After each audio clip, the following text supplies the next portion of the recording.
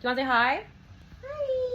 I'm wearing shorts, I promise. So I just came back from the first date. It went better than I expected. Wasn't really sure when I first matched with him because he had some older photos and he had some photos where it was like at a distance and it was kind of blurry. But I was like, okay, I think he's my type, like looks wise, or like I find him attractive. They were a bit early and put down a name for us, and he met me outside. And yeah, he looked better in person. And he said that I look better in person too, based on my app, which was a bit surprising in a good way because I definitely filtered my photos a little bit. Like, who doesn't? He made me laugh. I made him laugh plenty. But there were times where I wasn't trying to be funny and he was just like laughing in his hands. And at first I was like, oh, that can be charming. But then after a while I was like, oh geez, hi dog. I was like, why are you laughing? Are you laughing at my face? You know, I try not to be so expressive with my eyes and stuff. Hi, baby. Date went for a couple hours. As soon as we were done with the food, the guy came down with the bill, and then he was gonna pay, and I was like, are you, like, you want me to split it? And he's like, no, it's okay, or if you want. And I was like, oh, hell no, we're not doing this again. So I go to washroom, which is true, I had to pee. I guess they were quick to kind of get rid of us because brunch place had a huge wait list still. Then he had like some event to go to after work, and then he was like, I don't have to go right away. If you want to go someplace to hang out, we can, unless you have something planned. And I was like, oh, well, I was just gonna go walk around some stores or get like a little pick-me-up. He's like, yeah, I'd be down to get like an espresso or something. Oh, hi.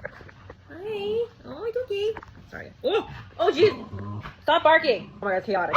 No, stop barking. And I was like, okay, I'll just get us the coffees because like you pay for brunch. He was like, I would like to see you again. I'm like, yeah, I'm interested. If I wasn't interested, I wouldn't have offered to like treat us for coffee and chat. An hour goes by. He's like, I gotta go. And I was like, oh, me too. We hugged goodbye at the station. And he did just message me and be like, hey, like I said, I would like to see you again. So that was like a pleasant surprise. On the way back, I did start catching myself being like excited and like envisioning like future dates with him. And I'm like, Diana, stop, limerence.